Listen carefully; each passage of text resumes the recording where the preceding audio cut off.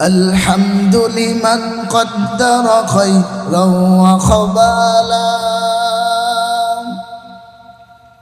الحمد لمن قدر خيرا وخبالا والشكر لمن صور حسنا وجمالا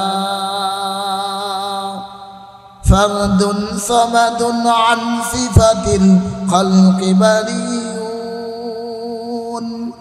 فرد صمد عن صفة الخلق بريء رب عزلي خلق خلق كمالا لا ضد ولا ند ولا حد لمولى لا ضد ولا ند ولا حد لمولى الآن كما كان ولم يلق زوالا الآن كما كان ولم يلق زوالا আল্লাহ পাকের দরবারে লাখ কোটি শুকর সুজুদ যে আল্লাহ তাবারক ওয়া তাআলা আজকের কর্তৃক আয়োজিত সালিয়াকান্দি নজুমউদ্দিনের বাড়ির উদ্যোগে সকল কবরবাসীর রূহের মাগফিরাতের স্মরণে দ্বিতীয় বার্ষিক ওয়াজ দোয়ার মাহফিল। আজকের মাহফিলের প্রধান আলোচক হযরত মাওলানা মুফতি জসিমউদ্দিন আশরাফি সাহেব, প্রধান আকর্ষণ পীরজাদা ওহিদুদ্দিন সরকার সাহলিমি সাহেব। আরও আলোচনায় পরিচালনায় আছেন হযরত মাওলানা মুসলিমউদ্দিন ইউনুসি সাহেব। আরও বহু উলামায়ে কেরামগণ তাশরিফ আনবেন।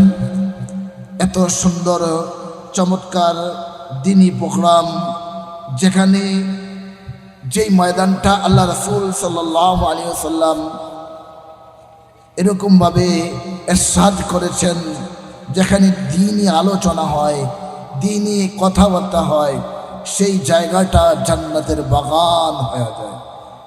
তো আল্লাহ তাআলা এমন একটি সুযোগ আমাদেরকে করে দিয়েছেন, যেখানে আলেম ওলামারা আলোচনা রাখবেন, করবেন, আমরা শুনবো, ঈমান তাজা করব।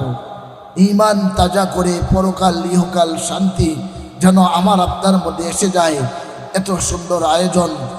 আমি আপনাদের মাঝে অল্প সময়ে বসেছি, আমি আমার মূল আলোচনায় চলে যাব। আমি কুরআন কারীম থেকে ছোট্ট একটি সূরা আপনাদের মাঝে পেশ করেছি। আল্লাহ তাবারক ওয়া তাআলা পবিত্র কোরআনে 114 খানা সূরা কি করলেন, নাযিল করেছেন। এই 114 খানা সূরার মধ্যে সবচেয়ে ছোট্ট যেই সূরা, এই সূরাটার নাম হলো কাউসার। সবচেয়ে বড় সূরা, সূরার নাম বাকারা। এই ছোট্ট সূরার সাথে আমার আপনার সবার সম্পর্ক। এই সূরাটা মুখস্থ নাই এমন কেউ নেই যারা কোরআন শিখেছে, কমপক্ষে মুক্তবে গিয়ে সূরা মুখস্থ করেছে।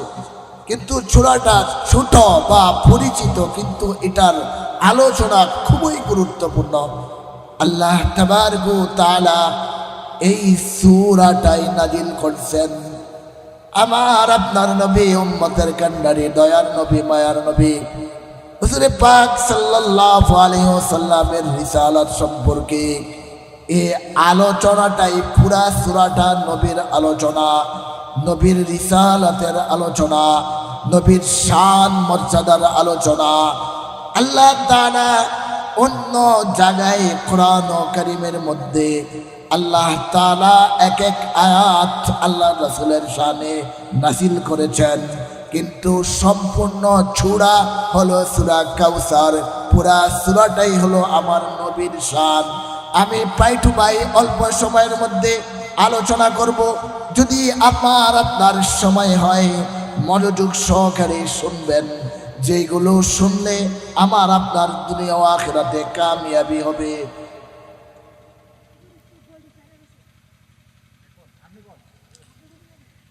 এই সূরা কাউসারের আমল হলো, কেউ যদি এই সূরা আমল করে, আমল কেউ যদি বৃহস্পতিবার দিবাগত রাত্রে সূরা কাউসার তেলাওয়াত করে, এই যে শুক্রবার বৃহস্পতিবার দিন গিয়া রাত জুমার রাত্রিতে কেউ যদি 1000 বার সূরা কাউসার তেলাওয়াত করে, কেউ যদি 1000 বার দুরূদ শরীফ পাঠ করে, যদি সে ঘুমায়া যায়, বলা হয় তার সাথে সরকারে দো আলম নবীর স্বপ্নে সাক্ষাৎ হয়ে যায়, নবীর সাথে সাক্ষাৎ হয়ে যায়। নবী আলাইহিস সালাম বলেন, কেউ যদি আমার সাথে সরাসরি বা স্বপ্নে সাক্ষাৎ হয়ে যায়, বলে তার জান্নাতে যাওয়ার সুব্যবস্থা হয়ে যায়, তাকে জান্নাতে যাওয়ার জন্য কেউ ঠেকাতে পারবে না, বলে তার জন্য জান্নাত কনফার্ম হয়ে যায়। আর এটার ফজিলত হলো, আমি আপনি যখন রাত্রিবেলা ঘুমায়া যাই, ঘুমানোর পরে যদি কেউ রাত্রে ঘুমায়া গেছে, ঘুমের মাঝে যদি কেউ কাউসার তেলাওয়াত করে, মানে হলো আমি আপনি মাঝে মধ্যে ঘুমায়া যাই, ঘুমায়া গেলে এরকম ভাবে রাত্রে কথা বলি, এই যে দিনে যেটা ফিকির করে ঘুমের মাঝে সেটা বলতে থাকে। দেখবেন বাসের কন্ডাক্টর ঘুমাইলে বলে, ওই স্যার ডাইনে বামে, মানে সারাদিন সে ডাইনে বামেই বলে। এই জন্য ঘুমের মধ্যেও সে বলে। একটা ছোট বাচ্চা সারাদিন দৌড়ায়, খেলাধুলা করে, ঘুমের মধ্যেও মাঝে মধ্যে এইগুলো আবল তাবল বলতে থাকে। সমস্যা কোথায়?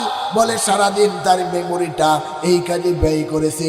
বলে কেউ যদি স্বপ্নে বা ঘুমের মাঝে সূরা কাউসার তেলাওয়াত করে, আল্লাহ রাসূল বলেন তার দ্বারা আল্লাহ তাআলা দুনিয়াতে দিনের বড় খেদমত আঞ্জাম দিবেন। একটা সূরা নাজিল হওয়ার পিছনে একটা ফজিলত থাকে, যাকে বলা হয় শানে নুজুল। এই সূরা কাউসারের শানে নুজুল এত চমৎকার, শানে নুজুল মানে এটা কোন কারণে সূরা কাউসার নাজিল হয়েছে, কোন প্রেক্ষাপটে এই সূরার আলোচনা চলে আসছে। এই জন্য আল্লাহ তাআলা এক এক জায়গায় রাসূলের রিসালাত সম্পর্কে বলে। অন্য আয়াতে আল্লাহ তাআলা বলে, ওয়ালা সাউফা ইউতিকা রাব্বুকা ফাতারদা।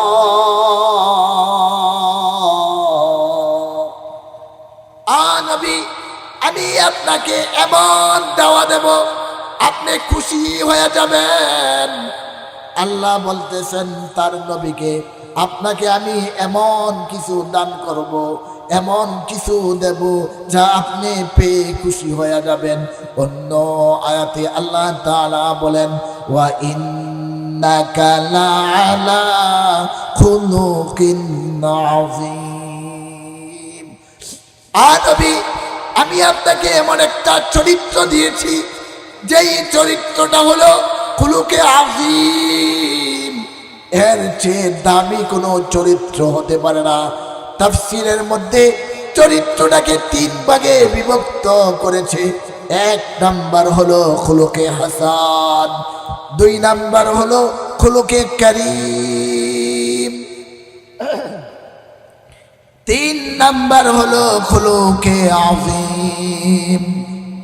লম্বা ব্যাখ্যা বিশ্লেষণ আলোচনা করতে গেলে অনেক লম্বা আলোচনা।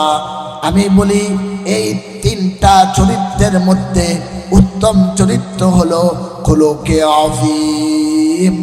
এই চরিত্রটা দিয়েই আল্লাহ সুবহানাহু ওয়া তাআলা তার নবীকে দুনিয়ায় প্রেরণ করেছেন।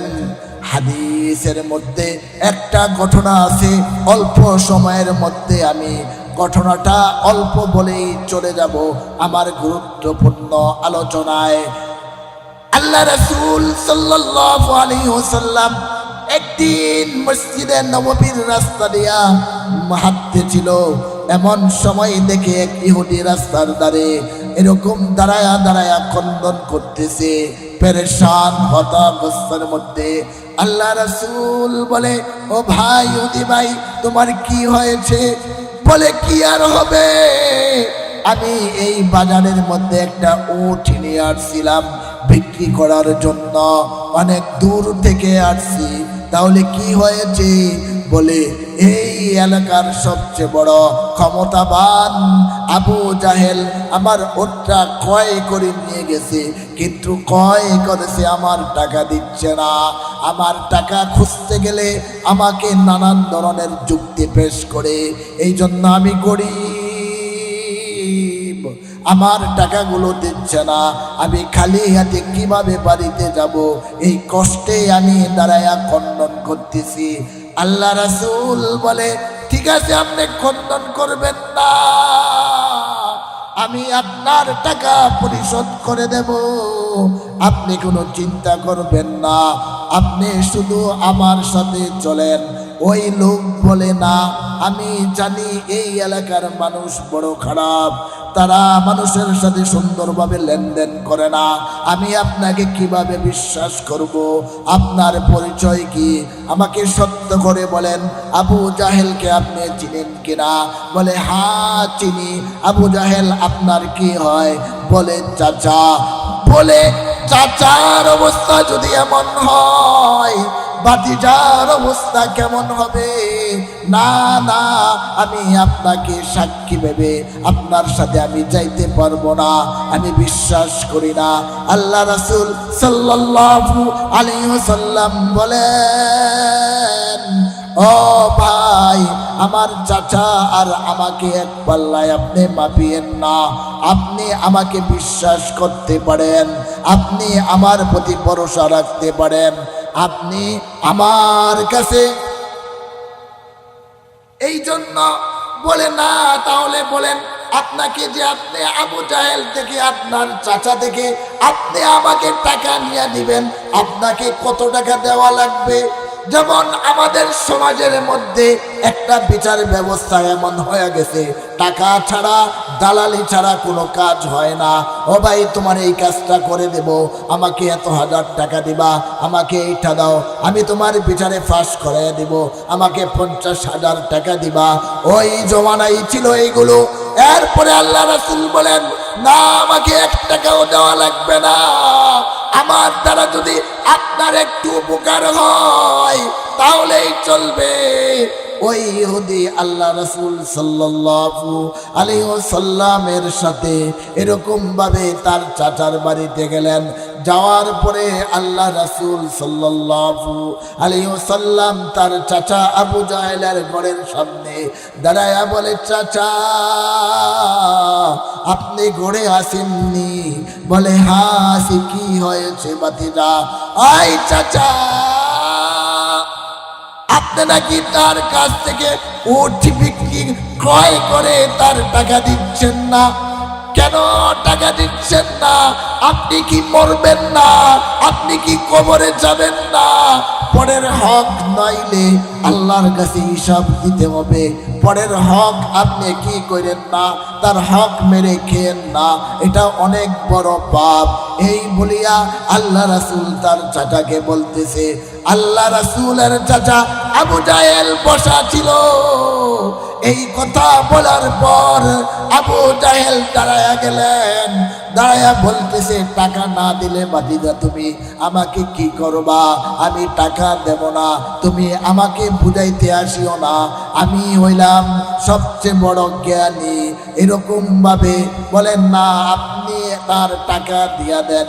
আল্লাহ তাআলা জিব্রাইলকে পাঠিয়ে দিছে, ও জিব্রাইল, জলদি করিয়া যা, আবু জাহেল বসাত থেকে উঠছে, সামনে যদি একটা কদম সামনে বাড়ায় রাসূল সাল্লাল্লাহু আলাইহি ওয়াসাল্লামের উপর আঘাত করতে আসে, তুমি এটা কি করবা? তার পক্ষ থেকে তুমি এটা প্রতিশোধ করবা। আল্লাহ রাসূল সাল্লাল্লাহু আলাইহি ওয়াসাল্লাম যখন এই কথা বলে, আবু জাহেল হঠাৎ থেকে বসার থেকে দাঁড়ায়া গিয়া বলে, টাকা না দিলে তুমি কি করবা? এদিক দিয়া আবু জাহেল বলে, আল্লাহ রাসূল সাল্লাল্লাহু আলাইহি ওয়াসাল্লাম এর সাথে আকাশ থেকে আল্লাহ তাআলা জিব্রাইলকে পাঠিয়ে দিয়েছে। জিব্রাইল ঘরের দরজায় দাঁড়ায়া বলে, হ্যাঁ আবু জাহেল, বসার থেকে উঠছ, একটা সামনে যদি কাজ দাও তোমাকে টান দিয়া ছিঁড়া ফেলাবো। তোমাকে যে কথা বলছে মুহাম্মদ সাল্লাল্লাহু আলাইহি ওয়াসাল্লাম, তুমি এই কাজগুলো করো। সাথে সাথে আবু জাহেল দালানো থেকে বসে গেছে, এরকম ভাবে ঘরে ঢুকে টাকাগুলো নিয়ে বলে, এই মুহাম্মদ সাল্লাল্লাহু আলাইহি ওয়াসাল্লাম, ও আমার ভাতিজা, নাও টাকাগুলো তুমি নিয়ে যাও, নিয়া তার ঋণ তুমি পরিশোধ করে দাও। এদিক দিয়া উতবা সাইবারাও বসা ছিল। আল্লাহ রাসূল টাকা নিয়ে চলে আসছে। উতবা সাইবা বলে, কি আবু জাহেল, আমাদের সাথে তো তুমি মিটিং করো, কিভাবে মুহাম্মদকে শেষ করা যায়, কিভাবে মুহাম্মদকে হত্যা করা যায়। আজকে তোমার ঘরের দরজায় মুহাম্মদ সাল্লাল্লাহু আলাইহি ওয়াসাল্লাম তো এসেছিল, তুমি কিছুই করতে পারলা না। আবু জাহেল ডাক দিয়া বলে, এই উতবা সাইবা, ঘরের দরজায় কে দাঁড়াইয়া ছিল জানোনি? আমি তো দালানোর থেকে বৈশা গেছি। তুমি যদি তার চেহারাটা দেখতা, তার পাওগুলো আসমানে, তার মাথাটা জমিনে, তোমরা পায়খানা পেশাব করে দিতা। লম্বা আলো, অনেক আলোচনা। এই জন্য বললাম আল্লাহ রাসূল সাল্লাল্লাহু আলাইহি ওয়াসাল্লামের চরিত্র কেমন ছিল, আর আমি সেই নবীর উম্মত, আমার আপনার চরিত্র কেমন।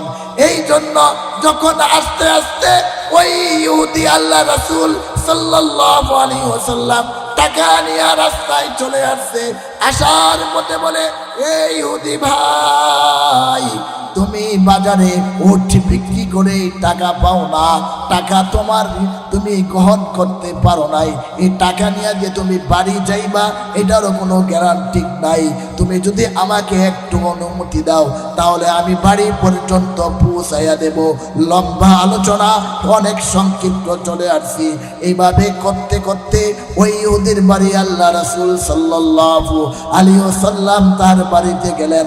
যাওয়ার পরে, ভাই, আমি তো তোমাকে তোমার বাড়িতে নিয়ে আসছি, তোমাকে নিরাপদে তোমার ঘরে পৌঁছায়া দিয়েছি, আমি এখন চলে যাই। ইহুদি বলে, ও ভাই, তোমার পরিচয়টা একটা দিবা নাকি? আমি শুনেছি এই মক্কা মুআজ্জামায় একজন নবী পয়গম্বর আসছে, তার নাম হলো মুহাম্মদ, তার বাবার নাম আব্দুল্লাহ, তার মার নাম আমেনা।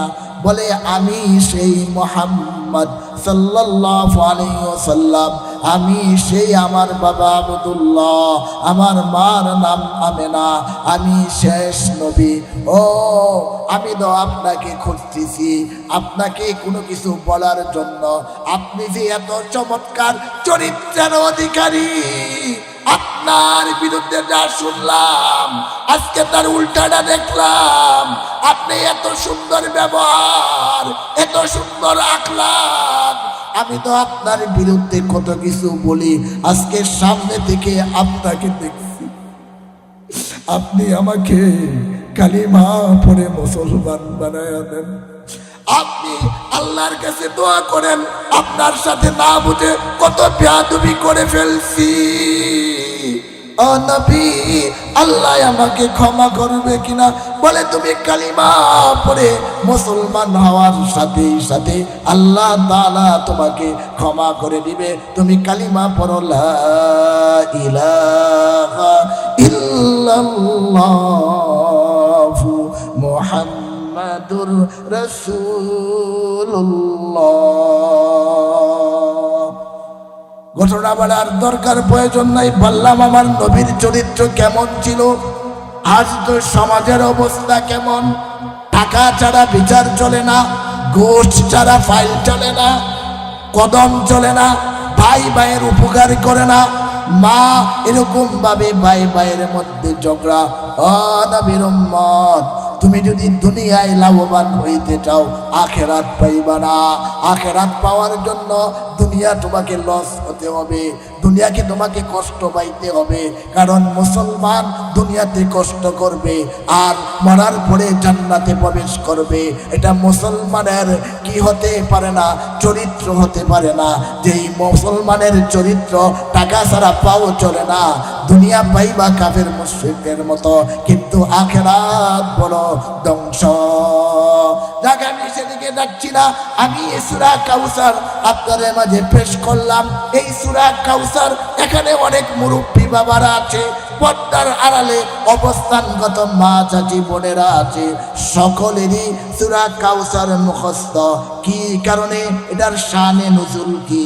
এটার শানে নুজুল হলো আল্লাহ রাসূল সাল্লাল্লাহু আলাইহি ওয়াসাল্লামের চারজন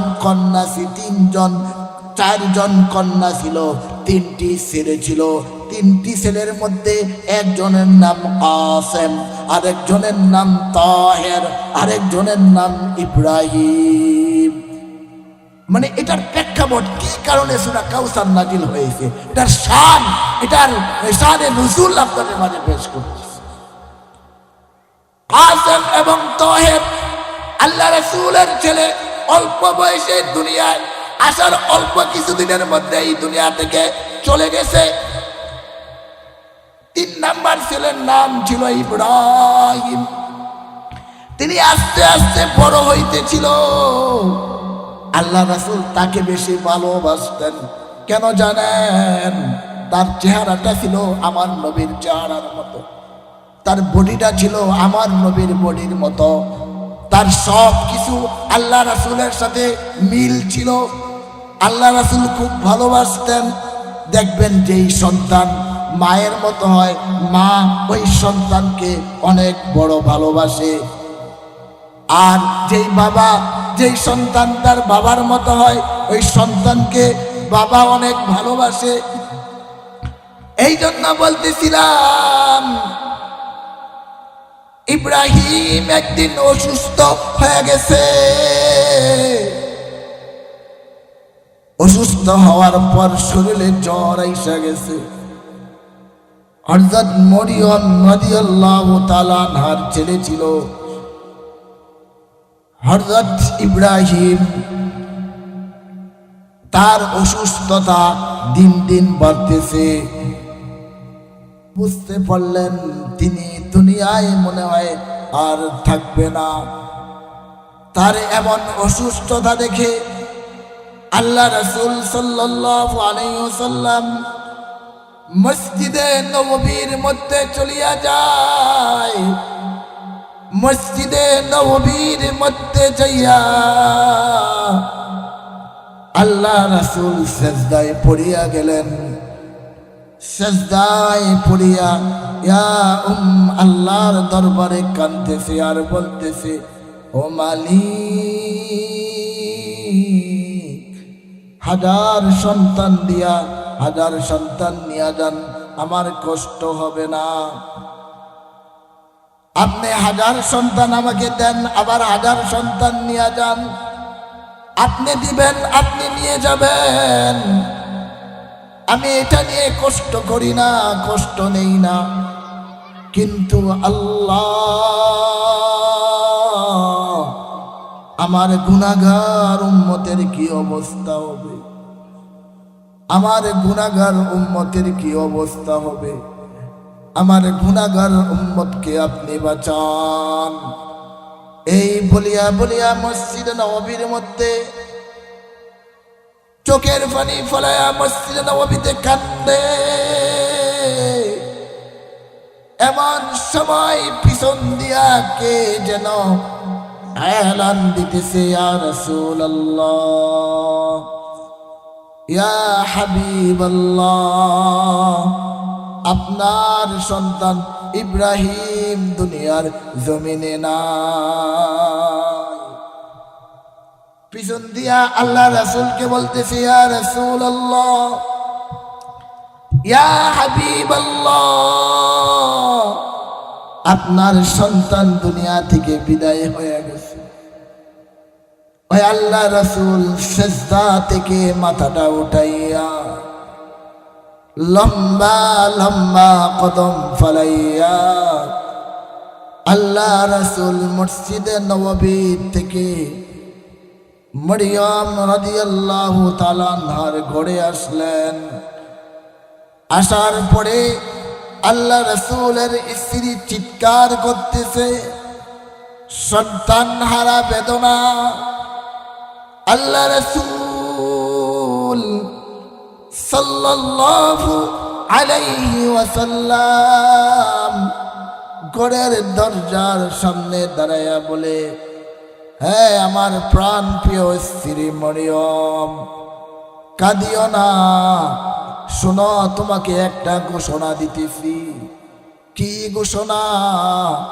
আল্লাহ তাআলা তোমাকে সান্ত্বনা দেওয়ার জন্য ঘোষণা হলো, কেউ যদি ছোট বাচ্চা দুনিয়া থেকে চলে যায়, আল্লাহ তাআলা এই বাচ্চার উসিলায় তার মা বাবাকে বিনা হিসাবে জান্নাত দিবেন, বিনা হিসাবে জান্নাত দিবেন। আল্লাহ তাআলা কাল হাসরের ময়দানে ছোট ছোট বাচ্চাদেরকে বলবে, তোরা জান্নাতে যায় খেলাধুলা কর, তোদের জন্য আমি জান্নাত ওয়াজিব করে দিলাম। ছোট বাচ্চারা এমন সময় জান্নাতের গেটের দিকে রওনা হবে, মাঝে মধ্যে দাঁড়ায়া যাবে, বলবে ইয়া আল্লাহ, দুনিয়াতে পাঠাইছ, দুনিয়ার আলো বাতাস না দেখার না বুঝার আগেই আবার আখিরাতের দিকে দাবিত হয়ে গেছে। যে মা 10 মাস 10 দিন গর্ভধারণী করছে, ডান কাত হইলে বাম কাত হতে পারে নাই, ঠিক মতন খাবার খাইতে পারে নাই, সারা রাত্র এক কাত হইয়া রাত্র কাটাইয়া দিছে আমাকে বুকে নিয়া। আমি বিছানায় পেশাব করে দিলে মা শীতের মৌসুমে ঘুম থেকে উঠে বিটা কাপড়টাকে পরিবর্তন করে আবার শুকনা কাপড় দিয়া দিছে। মাঝে মধ্যে শুকনা কাপড় না থাকলে মা আমারে বুকের মধ্যে রাইখা মা ভিজা জায়গায় শুয়া ঘুমাইছে। আল্লাহ, ওই মা বাবা ছাড়া আমরা জান্নাতে প্রবেশ করব না। ওই মা বাবাকে আমাদের সাথে জান্নাতে দিতে হবে। আল্লাহ রাসূল সাল্লাল্লাহু আলাইহি ওয়াসাল্লাম যখন আল্লাহ রাসূল তার বিবি মরিয়ম রাদিয়াল্লাহু তাআলা আনহাকে এই সান্ত্বনা দিয়া বললেন, আমার আদরের সন্তান তো দুনিয়া থেকে বিদায় হয়ে গেছে, একটু দেখাও শেষবারের মতো সন্তানের চেহারাটা দেখি। আল্লাহ রাসূল তার সন্তান ইব্রাহিম এর চেহারাটা দেখে কবলে একটা চুমুকে চোখ দিয়া বায়া বায়া পানি পড়তেছে। আল্লাহ রাসূল সাল্লাল্লাহু আলাইহি ওয়াসাল্লামের স্ত্রী বলল, আপনি আমাকে সান্ত্বনা দিলেন কান্না না করার জন্য, আপনি কেন কান্না করতেছেন? বলে, এই কান্না এমনি আসে না, এই কান্না চোখ দিয়া বায়া বায়া পানি পড়তেছে, এটা আমার কোনো নিয়ন্ত্রণে না, এটা আল্লাহ পাকের নিয়ন্ত্রণে। আল্লাহ পাকের নিয়ন্ত্রণে, এখানে আমার কোনো কথা নাই। এই বলিয়া আল্লাহ রাসূল সাল্লাল্লাহু আলাইহি ওয়াসাল্লাম সবাইকে বললেন, গোসলের ব্যবস্থা করো, দাফন কাফনের ব্যবস্থা করো। আল্লাহ রাসূল সাল্লাল্লাহু আলাইহি ওয়াসাল্লাম এদিক দিয়া সন্তান হারা ব্যথা, আল্লাহ রাসূল শেষ পুত্র ইব্রাহিম দুনিয়া থেকে চলে গেছে, আল্লাহ রাসূলের কষ্ট, আর ওই দিক দিয়া কাফের মুশরিক ইহুদি নাসারারা আওয়াজ তুলে দিছে, উতবা সাইবারা আল্লাহ রাসূল নিঃসন্তান হয়ে গেছে, তার ধর্ম পরিচালনা করার জন্য আর কেউ নাই, আল্লাহ রাসূল নির্বংশ হয়ে গেছে। এই বলিয়া বলিয়া তারা দাওয়াত দিতেছে, তোমরা মুহাম্মদের কাছে যাও না, মুহাম্মদ নির্বংশ, মুহাম্মদের ধর্ম টিকিয়ে রাখার জন্য তার কোনো সন্তান দুনিয়াতে নাই, যাই আসছিল সব দুনিয়া থেকে চলে গেছে, নির্বংশ হয়ে গেছে। এদিক দিয়া আল্লাহ রাসূল সাল্লাল্লাহু আলাইহি ওয়াসাল্লাম সন্তান হারা ব্যথা, সন্তান হারা বেদনা, সন্তানকে দাফন করতে হবে, এরকম ভাবে গোসল করাইতে হবে, কাফনের কাফন পরাইতে হবে। এদিক দিয়া উতবা সাইবারা স্লোগান দিতেছে নবী নির্বংশ হয়ে গেছে। নবীর বংশ এরকম ভাবে টিকায়া রাখার জন্য তার কোনো সন্তান নাই। আল্লাহ তাআলা সাথে সাথে জিবরাইল আলাইহিস সালামকে দিয়া আল্লাহ তাআলা সূরা কাউসার নাযিল করে তার নবীকে সান্ত্বনা দিতেছে, ও নবী আপনি শান্ত হয়ে যান, আপনি বিচলিত হবেন না, আপনি এরকম ভাবে ভেঙ্গে পড়বেন না। আমি আল্লাহ তাআলা আপনার শানে কি দিতেছি, আপনি একটু অপেক্ষা করেন। জিবরাইল আলাইহিস সালাম আল্লাহ রাসূলের কাছে আয়েশা বলে, ইয়া রাসূলুল্লাহ, আল্লাহ তাআলা আপনাকে সান্ত্বনা দেওয়ার জন্য আল্লাহ তাআলা আপনার রিসালাত সম্পর্কে একটি সূরা নাযিল করছেন, যার নাম সূরা কাউসার। আমরা সকলে পড়ি, ইন্না আ'তাইনা কাল কাউসার ফাসাল্লি লিরাব্বিকা ওয়ানহার ইন্না শানিআকা হুয়াল আবতার। নবী আমি আপনাকে হাউজে কাউসারের মালিক বানায়া দিলাম। হাউজে কাউসার কি? হাউজে কাউসার হলো একটা নহরের নাম, এটা হলো পানি। আপনার উম্মতেরা এরকম ভাবে যে উম্মত একবার হাউজে কাউসার পান করবে, জান্নাতে যাওয়ার আগ পর্যন্ত, কিয়ামত পর্যন্ত আর তার পানির তৃষ্ণা মিটবে না। ও নবী আপনি শুনেন, আকাশে যে আপনি তারকামালা দেখেন, আকাশে যে কত লক্ষ লক্ষ তারকা, আল্লাহ তাআলা কাল হাসরের ময়দানে এই তারকা রাজি যত আকাশে আছে এরকম ভাবে সুন্দর করে লক্ষ লক্ষ পেয়ালা বানায়া দিবে, কোটি কোটি পেয়ালা বানায়া দিবে। এই পেয়ালা আপনার সামনে আল্লাহ তাআলা রাখবেন। এই পেয়ালার মালিক হাউজে কাউসারের মালিক আপনাকে আল্লাহ তাআলা বানায়া দিছে বলে আপনার উম্মতদেরকে আপনি যাচাই করে করে আপনি আপনার উম্মতদেরকে হাউজে কাউসার পান করাবেন। এই হাউজে কাউসার এমন একটা পানি, কেউ যদি একবার খায় জান্নাতে যাওয়ার আগ পর্যন্ত আর তার পানির তৃষ্ণা মিটবে না। বলে ইয়া রাসূলুল্লাহ, হাজার হাজার কোটি কোটি পেয়ালা থাকবে, আপনার উম্মতদেরকে আপনি হাউজে কাউসারের পানি পান করাবেন। বলে এই হাউজে কাউসারের মালিক আমি আল্লাহ তাআলা আপনাকে বানায়া দিলাম।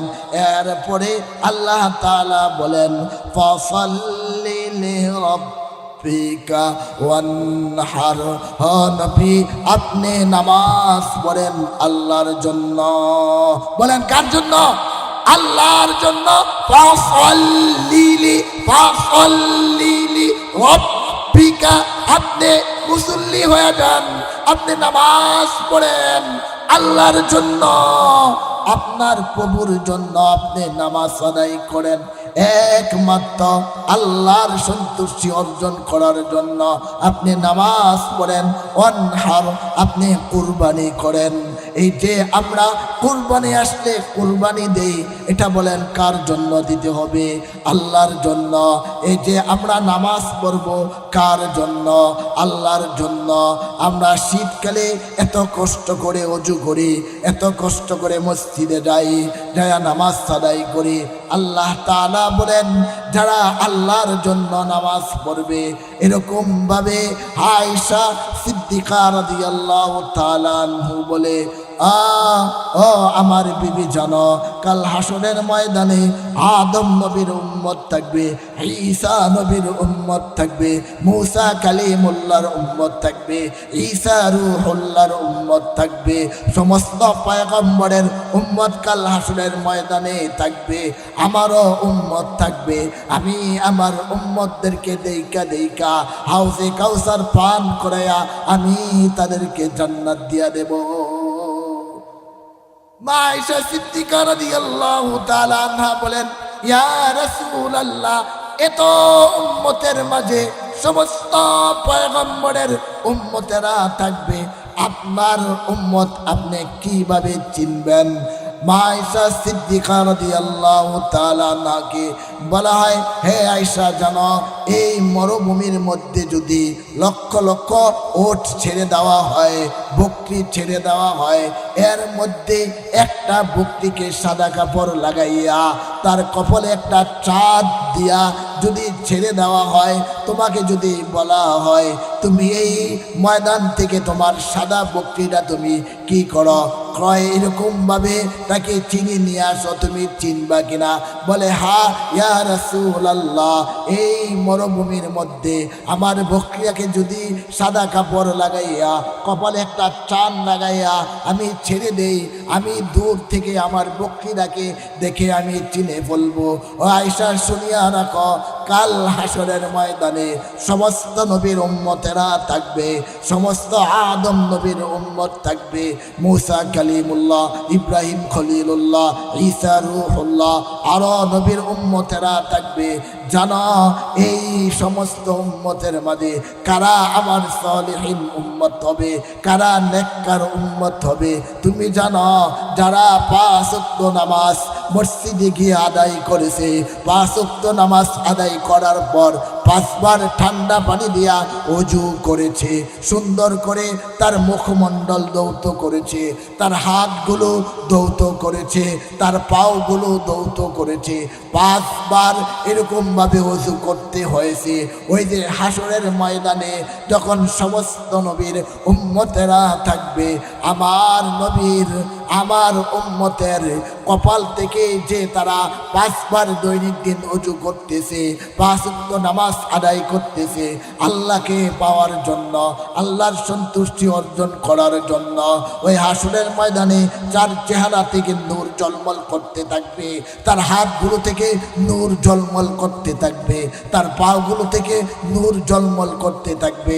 আর আমি এইগুলো দেখা দেখা আমার উম্মতদেরকে এরকমভাবে চিনা আমি হাউজে কাউসার পান করায়া আমি সুদা জান্নাতে প্রবেশ করাবো। এই জন্য আমাদেরকে 5 ওয়াক্ত নামাজ আদায় করতে হবে, নামাজের সাথে আমার সম্পর্ক করতে হবে, মসজিদের সাথে আমার সম্পর্ক করতে হবে।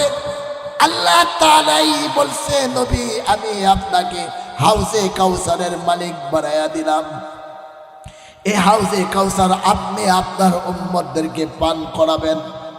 এরপরে বললেন, ফাসাল্লি লিরাব্বিকা ওয়ানহার, আপনি আপনার প্রভুর জন্য সালাত আদায় করেন, আপনি আপনার প্রভুর জন্য নামাজ আদায় করেন, আপনি আপনার প্রভুর জন্য কুরবানি করেন, ত্যাগ করেন, ত্যাগ স্বীকার করেন। এই জন্য ভাই বলতেছিলাম, নামাজের সাথে সম্পর্ক, নামাজের সাথে কেমন সম্পর্ক হতে হবে। এই তো কয়দিন আগেই তো মেরাজের রাত্র গিয়েছে, আমি আলোচনা করি আল্লাহ তাআলা তার দোস্তকে জিবরাইল আলাইহিস সালামের মাধ্যমে কোরআন দুনিয়ায় নাজিল করছেন, জিকির নাজিল করছেন, যা হুকুম আহকাম গুলো আছে জিবরাইলের মাধ্যমে দুনিয়ায় পাঠাইছেন। আল্লাহ তাআলা তার দোস্তকে সবে মেরাজের রাত্রিতে আল্লাহর সমস্ত সৃষ্টি যা কিছু সৃষ্টি করছেন সবগুলো তার দোস্তকে দেখাইয়া আল্লাহ তাআলা 70,000 পর্দা ফেট করিয়া আল্লাহর সাথে বৈঠক করছেন। করার পরে ওই বৈঠকে গিয়া আসার সময় অনেক লম্বা আলোচনা, আমি সেদিকে যাচ্ছি না। নামাজের কত ফজিলত, নামাজের কত এইরকমভাবে আল্লাহ তাআলা নামাজের প্রতি কত দায়িত্ববোধ আমার আপনার থাকতে হবে, বোঝাবার জন্য বলি।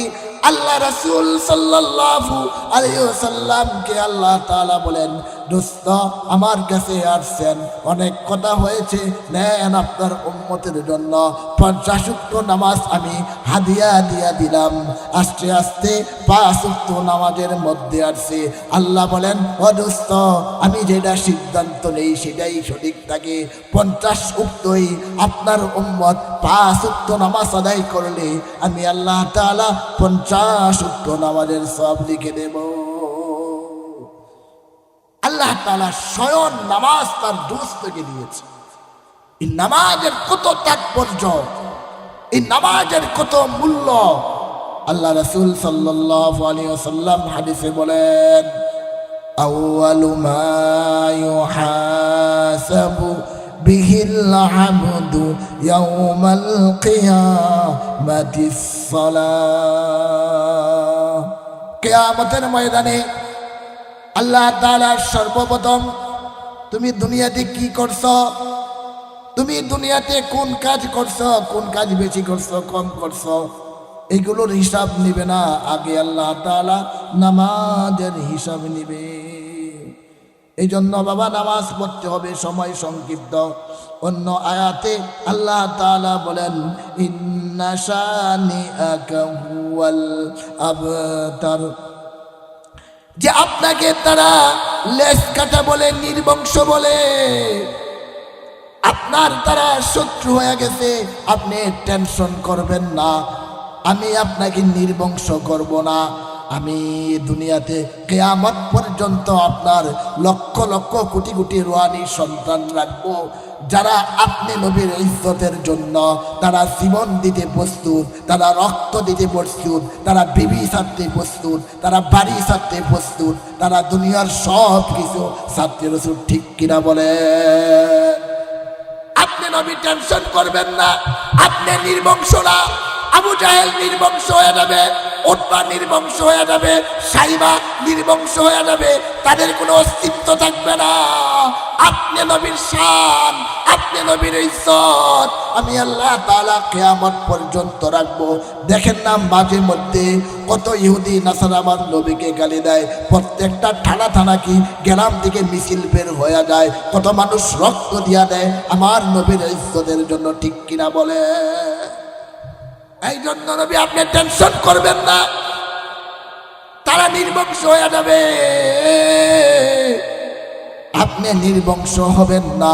কিয়ামত পর্যন্ত আপনার এরকম রুহানি সন্তান থাকবে, আপনার নবীর আদর্শে আদর্শবান হবে, আপনার নবীর সিরাতে তারা জীবন গঠন করবে, আপনার নবীর সূরতে তাদের সূরতকে সুন্দর করবে, তারা আপনি নবীর নাম বেশি বেশি জপবে, আপনার উপর দরুদ পাঠ করবে।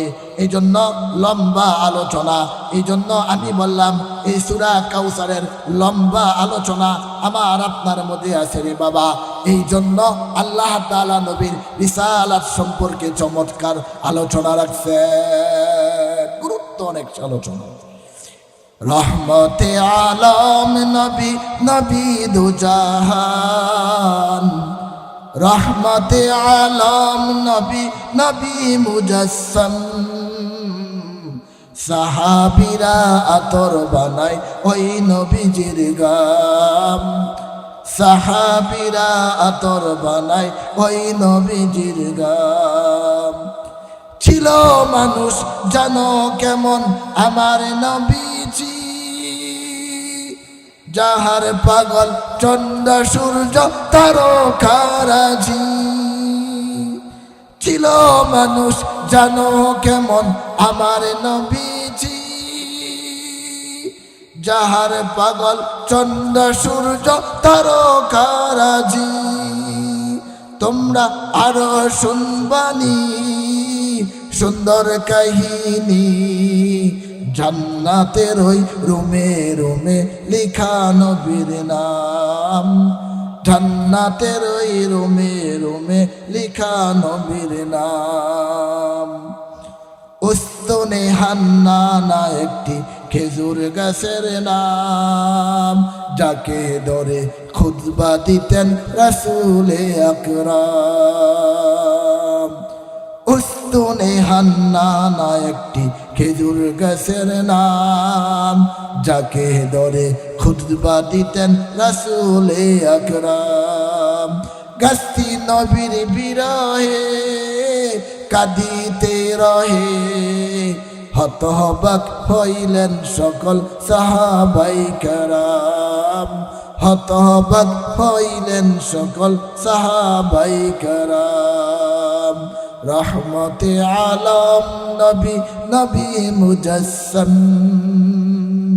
রহমতে আলম নবী নবী দুজাহান।